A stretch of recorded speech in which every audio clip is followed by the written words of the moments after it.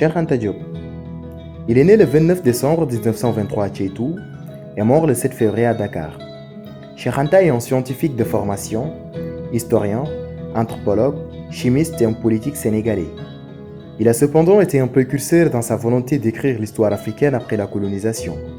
Pour Cheikh Anta, l'Afrique est un sujet historique qui ne s'avère qu'en accédant à la conscience de soi, et pour autrui comme une individualité inviolable en droit, une liberté inaliénable en principe.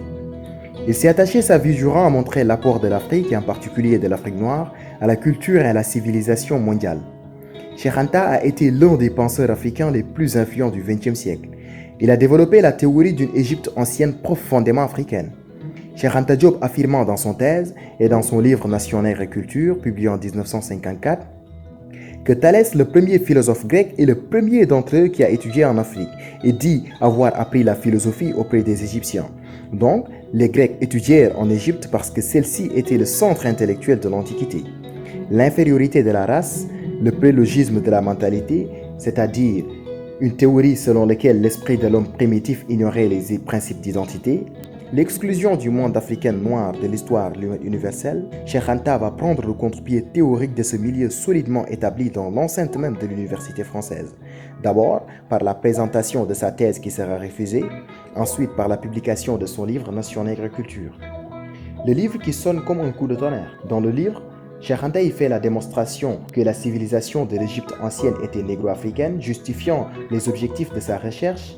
Il fait l'explication de l'origine d'une civilisation africaine n'est logique et acceptable, n'est sérieuse, objective et scientifique, que si l'on aboutit par un biais quelconque à ce blanc mythique dont on ne se soucie point de justifier l'arrivée et l'installation dans ces régions.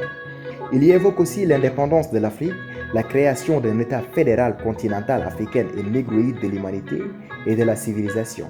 Tels sont quelques thèmes principaux explorés par Cheikh Anta Diop. Donc, si l'ouvrage dérange les gardiens du temple, c'est-à-dire les responsables de cette université française, c'est non seulement parce que Cheikh Anta Diop propose une décolonisation de l'histoire africaine, mais aussi parce que le livre fonde une histoire africaine et se tient frontière de l'engagement politique, analysant l'identification des grands courants migratoires et la formation des ethnies, mais aussi la démonstration de l'aptitude des langues africaines à supporter la pensée scientifique et philosophique. Ce qui fait que, lors de sa parution, le livre semble si révolutionnaire que peu d'intellectuels africains osaient y adhérer. Cheikh Anta Diop reste l'influence du militantisme scientifique sur une époque où le jeune intellectuel africain, déçu par la négritude, cherche une idéologie noire et militante. Des années après sa mort, Cheikh Anta Diop continue de jouir d'une grande popularité en Afrique et dans le monde. Son nom restera à jamais gravé dans les annales de l'histoire. Je crois que l'avenir des peuples noirs, n'est-ce pas, est radieux dans la mesure où nous comprenons vraiment et nous saurons interpréter l'histoire.